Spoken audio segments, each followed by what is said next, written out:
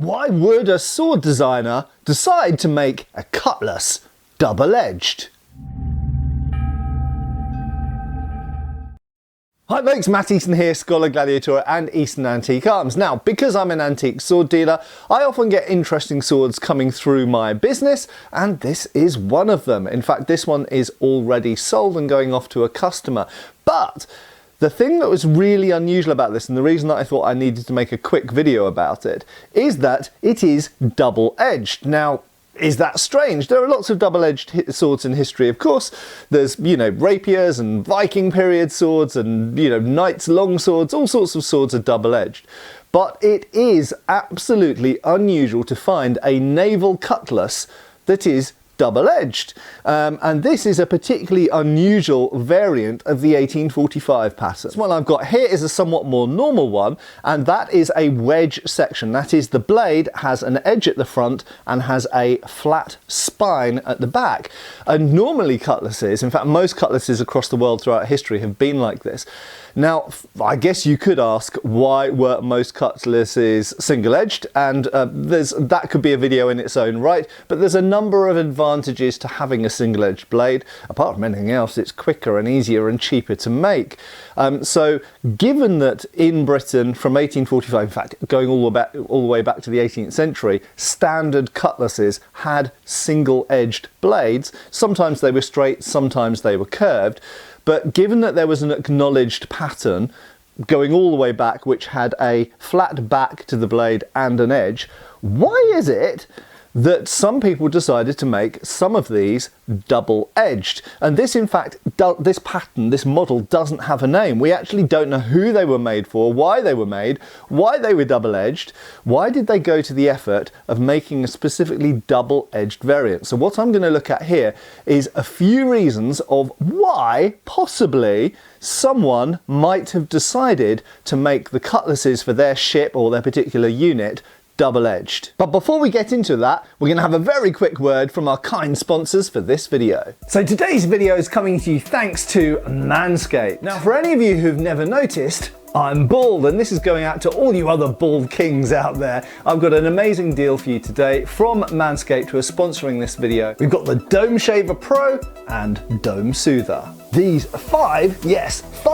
little rotary blades are designed to give you the best, closest, smoothest shave. And because of the way this bad boy is designed, you're extremely unlikely to have anything like cuts or nicks or anything like that. No need to go to a barber again, because you're going to be shaving like a pro for yourself. The Dome Shaver Pro has Flex Adjust trademarked technology, which means that the blades adjust to the shape of your head, make it super effective and comfortable to use. And the Dome Shaver Pro is fully waterproof, so you can even shave in the shower if you want. 9,500 RPM motor, so it gets the job done. And with an amazing 90 minutes of runtime, it will stay charged for ages, but you can charge it up super quickly and easily, either wirelessly or with USB Type-C. And the perfect companion to the Dome Shaver Pro is Dome Soother. Dome Soother is dermatologically tested specifically for your scalp, and it's beautifully soothing. It's also alcohol-free, making it gentle on your skin. It's vegan, cruelty-free, free from parabens, dyes, and a bunch of other things.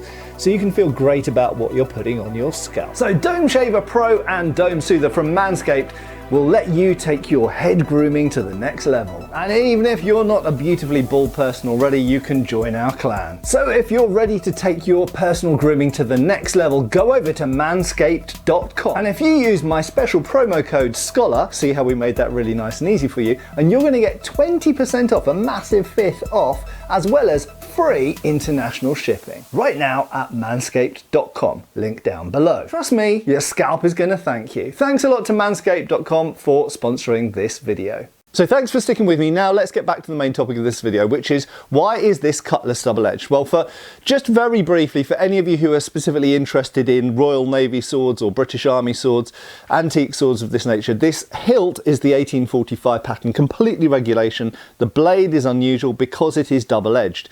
And if I just bring it up to the camera a bit more closely, you can see, although it's obviously got a lot of patina, it's been repeatedly sort of re-sharpened and that kind of stuff, but you can see it has a ricasso at the base here, and it has an edge bevel at the front. There we go, an edge bevel at the front and an edge bevel at the back, and that continues all the way up. It is a straight blade with a spear tip.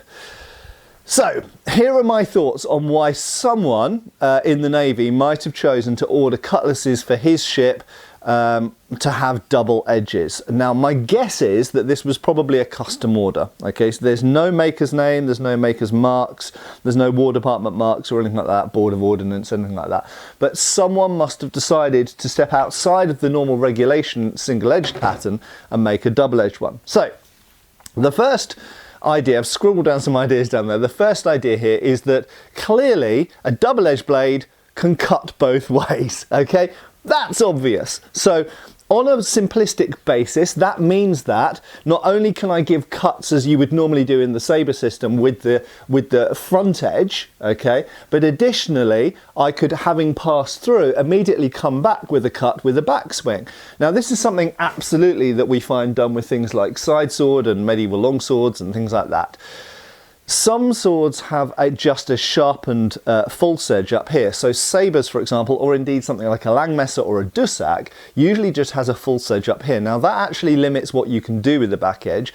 That type of little false edge up here means that generally speaking you're aiming at the tops of heads or the underneath of hands and arms. You can't do a great big body cut. You could maybe come down to the side of the leg, something like that, a raking cut. But generally speaking, you can't do chopping cuts when you've only got a very short false edge. This incidentally is one of the reasons that I oppose counting back edge cuts in most sabre competitions, because frankly, most military sabres only have a little edge up here. So therefore the only false edge cuts really that you should be counting are ones at the hands, maybe the underneath of the forearms, the face, this kind of thing.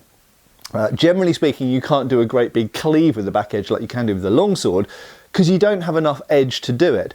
To do that kind of cleave, you need to be cutting down here on the blade at the centre of percussion, and at the centre of percussion on a sabre, you don't have a false edge, okay? Right, leaving that point aside. This, however, does have an edge all the way up the back, which means any of those techniques coming from iron door type positions or Eisenfort, Alba type things with the false edge, you can do with this sabre. So that's the first kind of obvious one. The second thing is, if you have any kind of false edge, and this would also go for the short false edge here, you can do techniques that are called manchette, and we might look at those in a dedicated video in the future, which basically means that you can do little flick cuts to the underneath of someone's hand and arm to disable them. Okay, so that's the second thing. Perhaps more obscure, and what most people don't know about, is that it also means that up close you can do cuts, and we're going to look at this as a separate point in a minute. But the next point is thrusting. Now, one of the things that I think a lot of people miss out or overlook when they're looking at double edges is one of the main reasons that so many sabres and other swords have a little false edge up here, even certain types of Indian sword have a false edge up here, is not necessarily to cut, it's actually to assist the thrust. Now a lot of people who are fixated on swords overlook this, however anybody who knows about knives knows this, because a lot of types of knife have a bevel at the back, and in fact bayonet as well, have a bevel at the back, not to facilitate a cut with the false edge, although you could potentially do it if it was sharpened up. It is primarily to assist thrusting. So why would that be the case? Well, if you have a wedge cross section here, and this was found to be the case with bayonets, if you have an edge at the front but you have a flat back up here, it creates a lot of resistance going in and coming out again. And certain types of bayonets were found to get stuck in opponents. Why is this bad? Because then while your bayonet's stuck in one opponent, another opponent comes and stabs you. Okay, so you need to be able to go in and out fairly easily. Obviously penetration is super important, as you guys know, so you've got to be able to get into the target for the weapon to be effective, but also remember you've got to get it back out again, and a lot of that is to do with surface tension and resistance, okay, and friction. So if you've got an edge on the front and the back, it reduces the friction and enables it to go in more easily and come out more easily. So on a simplistic basis, you could just have a short false edge, and you've noticed this has got a very defined midrib, so this is what's called a spear point. Spear points are generally accepted to be the best at penetration, but also, generally speaking, the easiest to pull out as well. So, important to have an edge up there. That doesn't necessarily explain the full edge here, but then if we've already got an edge up here and the person went, well, just continue the edge all the way down, and then we can do these back edge cuts as well. So we're achieving two things there with the addition of a second edge. Greater penetration for the thrust, and you'll notice this is a straight blade, which suggests, it's not definite, but it suggests that the designer of this cutlass was thinking primarily about this as a thrusting weapon, even though people tend to cut naturally anyway.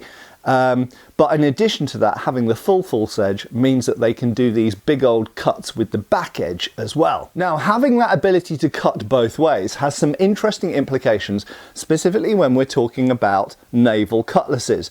So naval sailors were not, didn't suffer from lack of training. So funnily enough, we very much get a strong impression, certainly in the British Army and Navy, that sailors actually trained with their cutlasses more regularly and more thoroughly than, for example, cavalry trained with their swords in many cases. So it seems that cavalry trained most of their time riding around, but didn't do an awful amount of sword practice. And this was something that was sometimes criticised. However, people who were on ships at sea for months at a time usually trained at least every day, or sometimes every day, but at least 2 or 3 times a week. So actually they had more routine and more regular training with cutlass.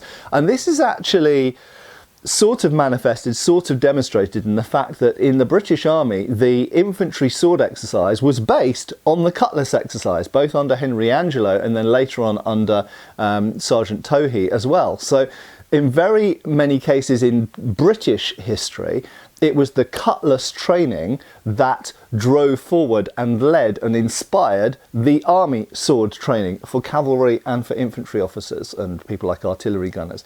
So actually, they were quite at the spearhead of military sword training in many cases. And also bear in mind, as a lot of you point out, you know, guns obviously dominated firearms in various forms, whether it was naval guns or whether it was field artillery or whether it was rifles and revolvers and things like that. They did dominate 19th century warfare, but edged weapons, bayonets and swords and cutlasses were still important. And funnily enough, they were actually really important in naval circles and in naval spheres. And we do actually see a lot of attention being paid to the hand weapons of sailors rather than soldiers. Because in some cases, in the type of fighting, ship-to-ship fighting, but also cutting out, as they called it, or kind of attacking fortifications and going on land and stuff like this, hand weapons were rather important. And we even see cutlasses and cutlass bayonets being used in the Sudan by the Naval Brigade and the Naval Brigade in the Indian Mutiny as well. So, important weapons, a lot of attention was given to them. Now, if we actually look at the overall design of a cutlass, one of the things which differentiates a cutlass from, let's say, an infantry officer's sword in the army, is that we have a much bigger hilt.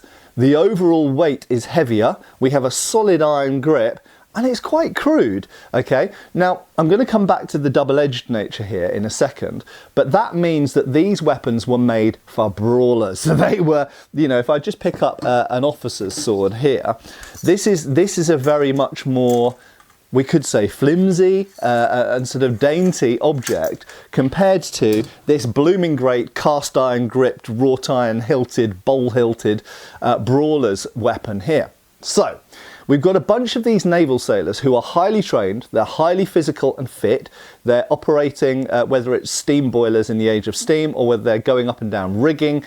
They've got a very physical, hardcore job. So these are strong, fit guys. You've got to be to serve in the Royal Navy at this time. And they train a lot with their cutlasses, and the weapons that they've got are heavier or more robust. These are heavier or more robust than some medieval weapons. These are really big, chunky things. Now, double-edged. If you've got guys who are either highly trained or just more fighty, and they've now got two edges, they're going to be really, really dangerous, okay? Now, if we bring that into grappling and clinches, okay, so often when we're thinking about sword stuff, we're thinking about out here and we're thinking about all of the sabre repertoire that we learn, or indeed cutlass repertoire that we learn, and that's all fine. However, we all know that in a real fight, you often end up in a clinch, and this is true whether you do unarmed martial arts or whether you do armed martial arts.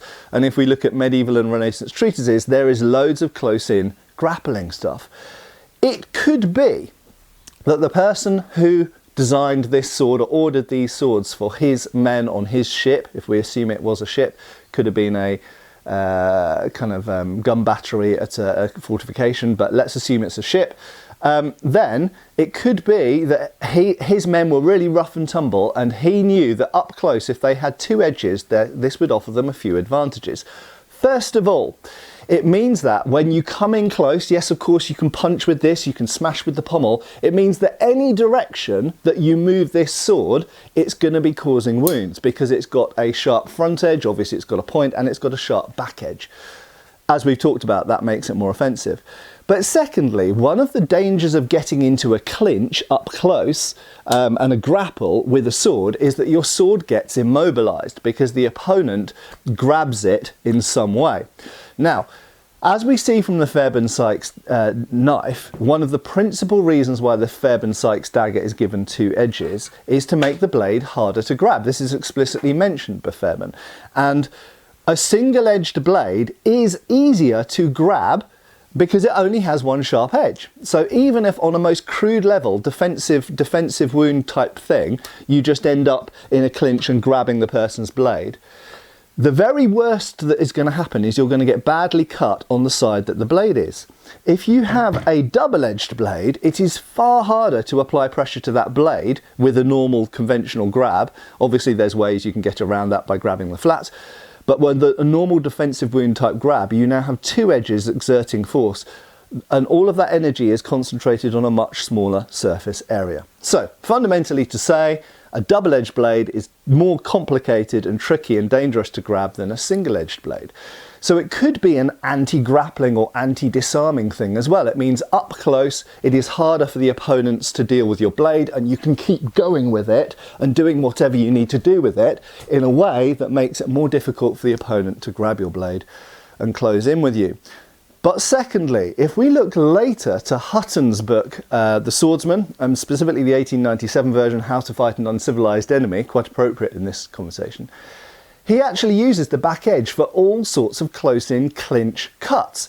So when he's in grappling distance, he uses the cut over the back of the person's neck for a raking drawing cut.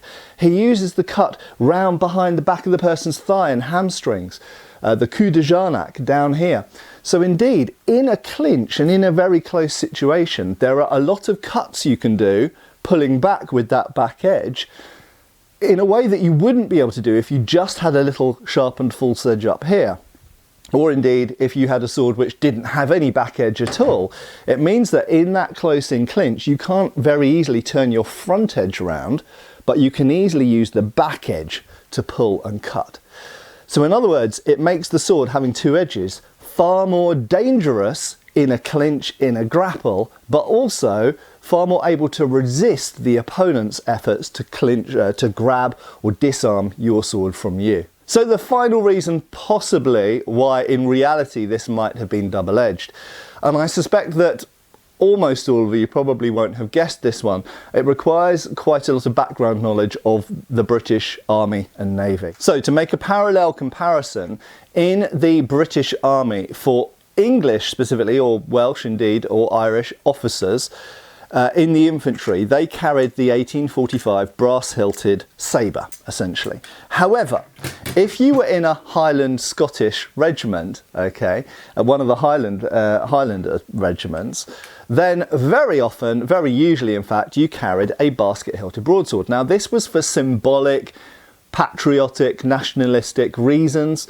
Obviously back in the 18th century there'd been the Highland clearances, and then in the 19th century there was the revival of Romanticism, Gothic revival, looking at trying to basically build up patriotic fervour in certain areas, and, you know, instill this patriotic pride of the Highland regiments. And so they adopted in the Napoleonic era, in fact they never really stopped, they're using basket hilts. But even in the 19th century, even today, the Highland regiment still uses a basket hilt. Now, one of the characteristic features of the Highland sword is a double-edged claymore blade. Now, something that we have noticed over the years is that in the Royal Navy, it was usual for the sword, the pattern sword, it was a back-edged, single-edged saber blade, essentially. However, some people, some officers in the Royal Navy, had their swords with claymore blades. Now, there is a correlation between Scottish officers serving in the Royal Navy having claymore blades. So, it is possible, and this is completely this is completely hypothetical, and I don't know this is the case. It is possible that this is essentially a hat tip, a nod to those double-edged blades, because this was potentially a Scottish officer who ordered them for his Scottish crew on a Royal Navy ship that was coming out of Scotland. So there is always the possibility that the fact that this is a double-edged blade is nothing at all to do with practicality or fighting in the clinch or false edge cuts or any of these things that I've talked about so far in this video. It is entirely possible that it is purely symbolic because there is a Scottish connection to this cutlass. But I have absolutely no proof of that other than what I've just mentioned, other than that it is notable that sometimes Scottish Royal Navy officers have claymore blades on their Royal Navy sabre hilts. Anyway, I hope that's been interesting and thought-provoking. This is a really unusual sword. I've only had, I think, 4 of these in my whole collecting and dealing life. They are fairly uncommon, so if you do find an 1845 pattern cutlass hilt with a double-edged blade, grab it if it's decently priced, because they are rare things, and someone out there will be looking for one, and you'll be able to sell it if you don't want to keep it. Anyway, thanks a lot for watching, and obviously thanks also to the sponsors for this video. Check out all the links below, and I hope I'll see you back on the channel really soon. Cheers, folks! Thanks for watching. We've got extra videos on Patreon. Please give our Facebook a like and subscribe if you haven't already. Cheers, folks!